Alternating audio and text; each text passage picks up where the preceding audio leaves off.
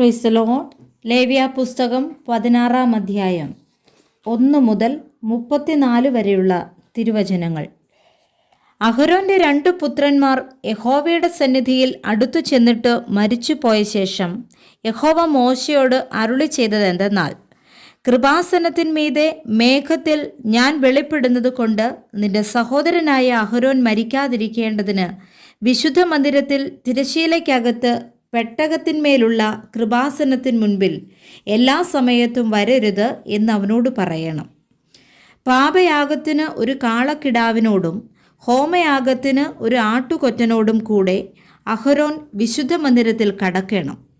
അവൻ പഞ്ഞിനൂൽ കൊണ്ടുള്ള വിശുദ്ധമായ അങ്കി ധരിച്ച് ദേഹത്തിൽ പഞ്ഞിനൂൽ കൊണ്ടുള്ള കാൽച്ചട്ട ഇട്ട് പഞ്ഞിനൂൽ കൊണ്ടുള്ള നടുക്കെട്ട് കെട്ടി പഞ്ഞിനൂൽ കൊണ്ടുള്ള മൂടിയും വയ്ക്കണം. ഇവ വിശുദ്ധ വസ്ത്രമാകയാൽ അവൻ ദേഹം വെള്ളത്തിൽ കഴുകിയിട്ട് അവയെ ധരിക്കണം. അവൻ ഇസ്രായേൽ മക്കളുടെ സഭയുടെ പക്കൽ നിന്ന് പാപയാഗത്തിന് 2 കോലാട്ടുകൊറ്റനെയും ഹോമയാഗത്തിന് ഒരു ആട്ടുകൊറ്റനെയും വാങ്ങണം. തനിക്കു വേണ്ടിയുള്ള പാപയാഗത്തിൻ്റെ കാളയെ അഹരോൻ അർപ്പിച്ചു തനിക്കും കുടുംബത്തിനും വേണ്ടി പ്രായശ്ചിത്തം കഴിക്കണം. അവൻ ആ 2 കോലാട്ടുകൊറ്റനെ കൊണ്ടുവന്ന് സമാഗമന കൂടാരത്തിൻ്റെ വാതിൽക്കൽ യഹോവയുടെ സന്നിധിയിൽ നിർത്തണം. പിന്നെ അഹരോൻ യഹോവയ്ക്ക് എന്ന് ഒരു ചീട്ടും അസസേലിന് എന്ന് മറ്റൊരു ചീട്ടും ഇങ്ങനെ 2 കോലാട്ടുകൊറ്റനും ചീട്ടിടണം. യഹോവയ്ക്കുള്ള ചീട്ട് വീണ കോലാട്ടുകൊറ്റനെ അഹരോൻ കൊണ്ടുവന്ന് പാപയാഗമായി അർപ്പിക്കണം. അസസേലിന് ചീട്ട് വീണ കോലാട്ടുകൊറ്റനെയോ അതിനാൽ പ്രായശ്ചിത്തം കഴിക്കേണ്ടതിന് അതിനെ അസസേലിന് മരുഭൂമിയിലേക്ക് വിട്ടയക്കേണ്ടതിനുമായി യഹോവയുടെ സന്നിധിയിൽ ജീവനോടെ നിർത്തണം. പിന്നെ തനിക്കു വേണ്ടിയുള്ള പാപയാഗത്തിൻ്റെ കാളയെ അഹരോൻ അർപ്പിച്ച് തനിക്കും കുടുംബത്തിനും വേണ്ടി പ്രായശ്ചിത്തം കഴിച്ച് തനിക്കു വേണ്ടിയുള്ള പാപയാഗത്തിൻ്റെ കാളയെ അറുക്കണം. അവൻ യഹോവയുടെ സന്നിധിയിൽ യാഗപീഠത്തിന്മേലുള്ള തീക്കനൽ ഒരു കലശത്തിൽ നിറച്ച് സൗരഭ്യമുള്ള ധൂപവർഗ ചൂർണം കൈ നിറയെ എടുത്ത് തിരശ്ശീലയ്ക്കകത്ത് കൊണ്ടുവരണം. താൻ മരിക്കാതിരിക്കേണ്ടതിന് ധൂപത്തിൻ്റെ മേഘം സാക്ഷ്യത്തിന്മേലുള്ള കൃപാസനത്തെ മറപ്പാൻ തക്കവണ്ണം അവൻ യഹോവയുടെ സന്നിധിയിൽ ധൂപവർഗം തീയിലിടണം. അവൻ കാളയുടെ രക്തം കുറേ എടുത്ത് വിരൽ കൊണ്ട് കിഴക്കോട്ട് കൃപാസനത്തിന്മേൽ തളിക്കണം.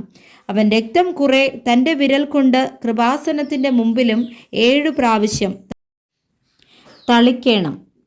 പിന്നെ അവൻ ജനത്തിനു വേണ്ടിയുള്ള പാപയാഗത്തിൻ്റെ കോലാട്ടുകൊറ്റനെ അറുത്ത് രക്തം തിരശ്ശീലയ്ക്കകത്തു കൊണ്ടുവന്ന് കാളയുടെ രക്തം കൊണ്ട് ചെയ്തതുപോലെ ഇതിൻ്റെ രക്തം കൊണ്ടും ചെയ്ത് അതിനെ കൃപാസനത്തിന്മേലും കൃപാസനത്തിൻ്റെ മുമ്പിലും തളിക്കണം.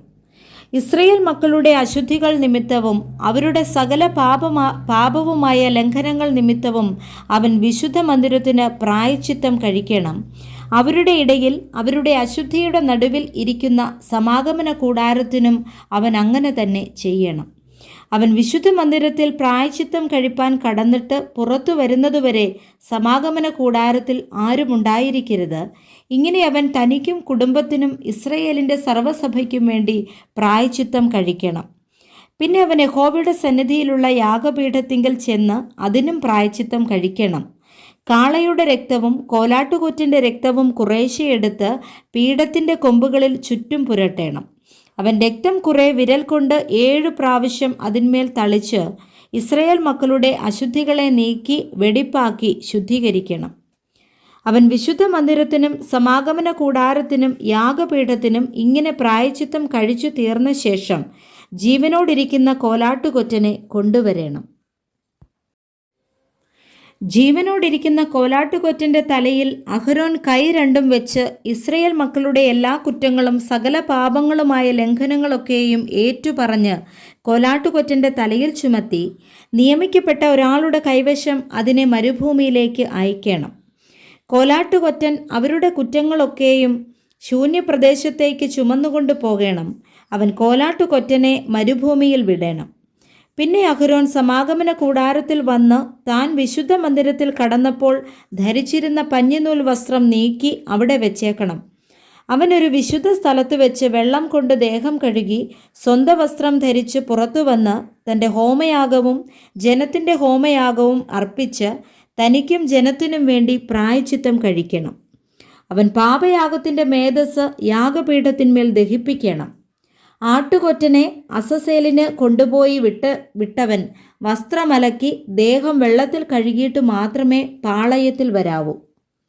വിശുദ്ധ മന്ദിരത്തിൽ പ്രായശ്ചിത്തം കഴിക്കേണ്ടതിന് രക്തം കൊണ്ടുപോയ പാപയാഗത്തിൻ്റെ കാളയെയും കോലാട്ടുകൊറ്റനെയും പാളയത്തിന് പുറത്തു കൊണ്ടുപോകണം.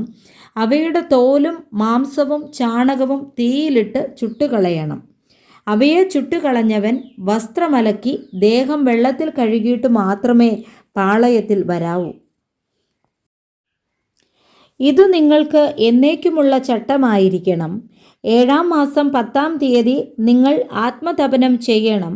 സ്വദേശിയും നിങ്ങളുടെ ഇടയിൽ പാർക്കുന്ന പരദേശിയും യാതൊരു വേലയും ചെയ്യരുത്.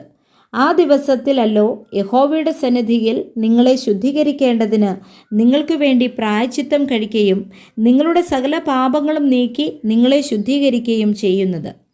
അത് നിങ്ങൾക്ക് വിശുദ്ധ സ്വസ്ഥതയുള്ള ശബ്ബത്ത് ആയിരിക്കണം. നിങ്ങൾ ആത്മതപനം ചെയ്യണം. അത് നിങ്ങൾക്ക് എന്നേക്കുമുള്ള ചട്ടമാകുന്നു. അപ്പനു പകരം പുരോഹിത ശുശ്രൂഷ ചെയ്യുവാൻ അഭിഷേകം പ്രാപിക്കുകയും പ്രതിഷ്ഠിക്കപ്പെടുകയും ചെയ്ത പുരോഹിതൻ തന്നെ പ്രായശ്ചിത്തം കഴിക്കണം. അവൻ വിശുദ്ധ വസ്ത്രമായ പഞ്ഞിനൂൽ വസ്ത്രം ധരിച്ച് വിശുദ്ധ മന്ദിരത്തിന് പ്രായശ്ചിത്തം കഴിക്കണം. സമാഗമന കൂടാരത്തിനും യാഗപീഠത്തിനും പ്രായശ്ചിത്തം കഴിക്കണം. പുരോഹിതന്മാർക്കും സഭയിലെ സകല ജനത്തിനും വേണ്ടി പ്രായശ്ചിത്തം കഴിക്കണം. സംവത്സരത്തിലൊരിക്കൽ ഇസ്രയേൽ മക്കൾക്കു വേണ്ടി അവരുടെ സകല പാപങ്ങൾക്കായിട്ടും പ്രായശ്ചിത്തം കഴിക്കേണ്ടതിന് ഇത് നിങ്ങൾക്ക് എന്നേക്കുമുള്ള ചട്ടമായിരിക്കണം. യഹോവ മോശയോട് കൽപ്പിച്ചതുപോലെ തന്നെ അവൻ ചെയ്തു. Praise the Lord. വായിച്ച തിരുവചന വേദഭാഗങ്ങളാൽ കർത്താവ് നമ്മെല്ലാവരെയും സമൃദ്ധിയായി അനുഗ്രഹിക്കുമാറാകട്ടെ. ആമേൻ.